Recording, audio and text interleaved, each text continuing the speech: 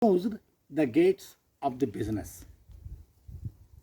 Now it became inevitable for Europeans to find out some other ways. And that's how Vasco da Gama, Columbus, and all the navigation adventures in the field of the navigation started. Queen Elizabeth took a special interest and she encouraged all the sea adventures. Many people came in search of India, and that was how the Europeans established business relation with India. The motto of Britishers when they came to India first was only the business. They took some spicy things from India and they sold some of their important objects made out of the wool and etc. in India. India was a beautiful big market for in many ways. Later on, they gradually came to know that there is no integrity in this country. There is no unity amongst the people.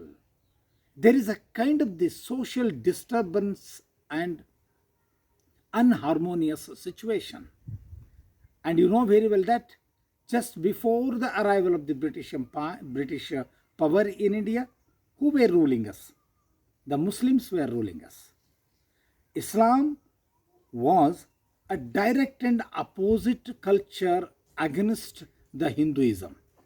So Britishers realized that keeping them opposite or in a contrast situation, we can make political use of this land, this piece of land. And they started colonialism, their colonialism.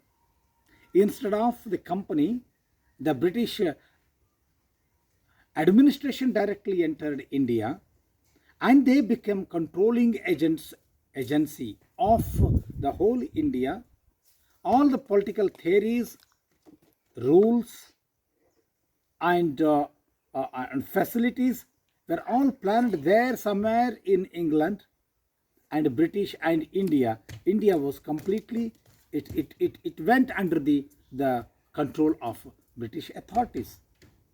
Day by day, gradually, for 250 years, for a period of the over 250 years, whole India came under the clutches of the British Empire. And our language, instead of Indian languages, the English was implemented. English authors became the part of the syllabus. English literature became the most fashionable and costly reading. That is how the colonialism started. But when colonialism was started in India, what they used? They used police, they used military, they used some weaponry powers. But the critics are of the opinion that even today India is under the influence of colonialism.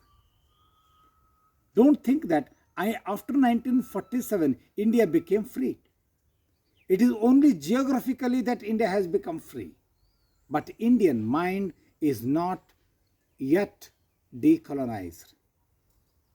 And they say India only then when you develop your own theory of politics, with your own political theory, your own educational theory, your own method of administrating yourself, then you can declare that you are free from colonialism. But as for the present situation of India is concerned, people are of the opinion, scholars are of the opinion that India is not out of colonialism. Even today, India is living within the structure of colonialism, but only the term has changed. Now we are practicing neocolonialism. What is neocolonialism? Neocolonialism is the rule of the same colonial authority without police, without military, without war, and without the language. And what is the swarupa? What is the structure? What is the feature of neocolonialism? How do you say that India is under the influence of neocolonialism? And he explains, neocolonialism is the practice of using economics. How Britishers, how the Europeans are controlling India. It is through economy. It is not through the police. It is through globalization. It is through cultural imperialisms. And he says they are all conditional, and to influence a country instead of previous colonial methods of direct military control, of indirect political control, now neocolonialism has taken form of all these new isms. So there are certain books written in the field of history, in the field of medicinal science, literature, political science, sociology, which discuss neocolonialism seriously. Got the point? Whether, hello? Especially, there is one writer who tried to convince that all we are living in neocolonialism world. That credit must go to Jean-Paul Sartre. Sartre is one of the important philosophers. It is he who ultimately realized that once you are ruled, once you are colonized, it is very difficult to come out of this mental setup. In 1956, he introduced the word neocolonization, neocolonialism. So he wrote a book, and in context of African society, African countries which underwent the process of colonialism, he used the word colonialism after their independence. Neocolonialism is also discussed in the works of Western thinkers too, and they say even today West has not lost its control over the countries of East sector.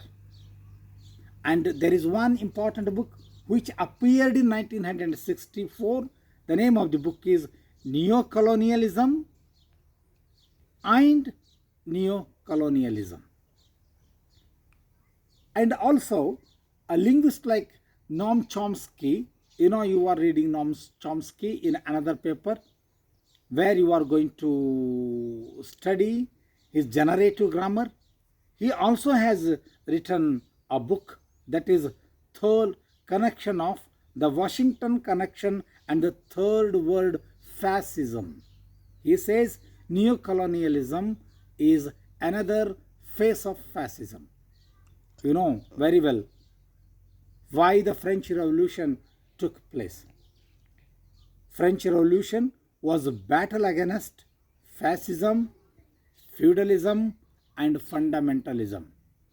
What is fascism? Mathandate. Feudalism, hegemonike. Okay.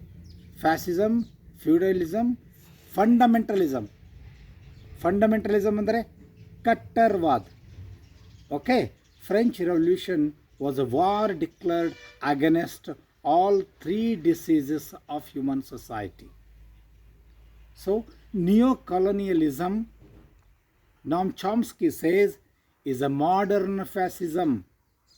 It is rule indirect.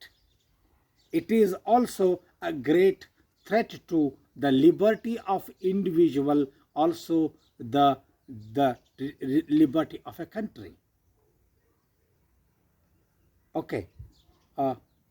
Can you give any such examples, any book that you read that belongs to the period of the neoclassicism? Have you read?